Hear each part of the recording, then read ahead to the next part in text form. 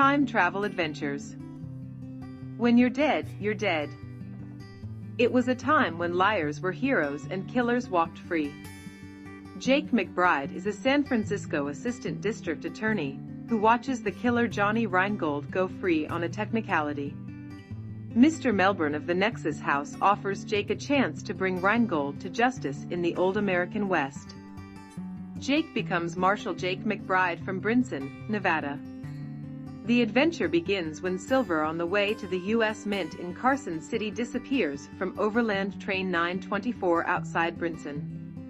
Reingold arrives in town on the evening stage, and the quest for justice begins.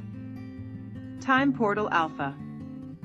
In a wild time travel novel, Mark McKenna and the crew of Time Portal Alpha board a vehicle which had only simulated journeys back in time. The maniacal Dr. Nico Morrow, a man both genius and evil, has broken the time barrier to radically alter the current timeline. Nico wishes to diminish the United States of America into a minor world power, seething in poverty and unable to economically take care of its own people. A point in time exists in the 20th century where Nico altered the timeline and prevents a project that brought economic growth to America in the 20th century. McKenna is confronted by Nico with unforeseen circumstances and a surprise ending. Once in a lifetime. Some things only happen once. Charlie Russo is a part of the remarkable events of 1927, including Babe Ruth's quest for 60 home runs, Lindbergh's flight across the Atlantic, and the Dempsey-Tunney long count fight. Jamal, from the distant future, befriends and falls in love with Charlie. From Boston to Niagara Falls, they are chased by government agents and bioenergy beings. Under attack, Jamal tries to save the human race from eventual destruction by attempting to send an outer space signal high above downtown Manhattan. I have seen the future. Andy Reese, an exoplanet astronomer living in the distant future, contacts the Enclave, the last vestige of humanity. To stop the annihilation of the human race by the Seraph, post-biological life forms, Reese is sent back along the timeline to prevent the evolution of the Seraph from computers. The link in time is an Iowa farm girl, Lucy Abel, who has won a national contest to travel to the 1939 New York World's Fair, and Professor Hermann Geiger, a gifted scientist, writer, and social philosopher. To change history, Reese must avert Geiger's death at the fair. But the Seraph have other plans as they follow Reese back to 1939 to thwart changing history. The Butterfly in the Deadly Storm. Catherine is plagued by reoccurring nightmares of a murder committed over 40 years in the past by Conrad Ritter, a present-day TV talk show guru. She returns to Plymouth, Massachusetts, where the Pilgrims landed, also the scene of the murders. There she meets Tucker, a truck-driving cowboy from Arizona, who has dreamed the same dreams. When her free-spirited friend Roz arrives in Plymouth, they are all spirited back to 1958.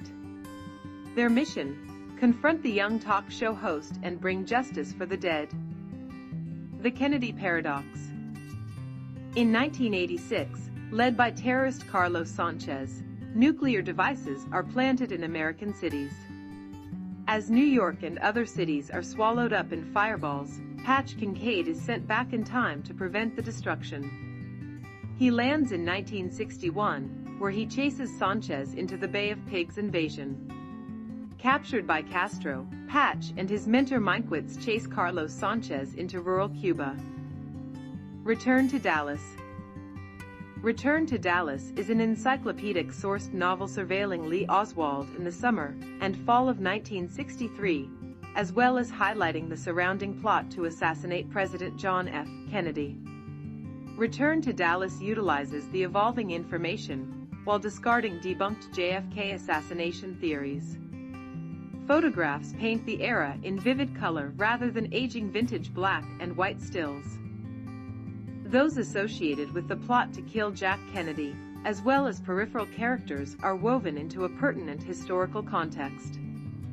The reader/listener will soon understand the whirlwind around Lee Harvey Oswald and why President Kennedy was removed from office. Why are Oswald's movements around the southern United States in the summer and fall of 1963 relevant? The Kennedy assassination is now part of history, and the narrative of Lee Oswald shooting the president from a sixth-floor window is mired in the public consciousness. Oswald was more aware of the plot than one would believe. Return to Dallas informs us of abnormalities in Oswald's activities, not only in 1963, but in his previous years, and explains the legend built by the intelligence agencies. The surrounding cast of military, intelligence, and government characters should alert even the most adamant lone gunman advocates to the truth. Better to investigate the truth and not believe fairy tales. American Injustice. American Injustice is the third novel in the Patch Kincaid series that details the Garrison investigation and government attacks on Jim Garrison. Patch and Minkwitz are in a life-and-death struggle with the U.S. government approaching the Martin Luther King and Bobby Kennedy assassinations.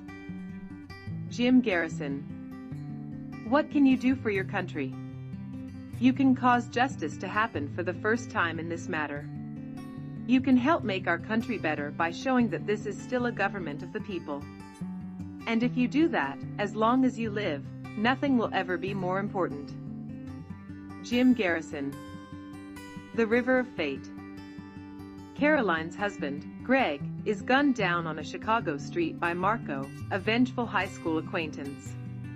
Her encounter with a time-altering gypsy brings her and her uncle back to Greg's high school days in 1968. Stopping a basketball accident that ruined Greg's life will prevent his untimely death in the future. But the young Marco's obsessive lust for Caroline and his awareness of her purpose back in time threatens to thwart her plans to divert Greg from smashing into the basketball backboards late on a December afternoon in 1968. A World Without Her. Colorado, 1539. Ricardo and Martin stumble upon an abandoned alien mountain outpost called Cibola. The entities inside allow Ricardo to jump at will into many worlds. Just before the millennium, Ricardo rips Peter Sturgis from Jeannie and his children and inserts him ahead in time, where Jeannie is a Hollywood star, Jean Carlisle, married to Ricardo. Peter pursues Jeannie, but faces his ultimate showdown when Ricardo orders Jeannie's death. Letters from Jane. Nexus series. An arrogant superstar athlete, Dennis Madigan, learns the meaning of love and commitment when Mr. Melbourne of the Nexus House sends him back to the morning of December 7, 1941. The injured Madigan faces charges of treason because of his foreknowledge of the Pearl Harbor attack. During his recovery and facing the death penalty, he exchanges letters via the USO with a woman back in the United States who instructs him on life, living and love.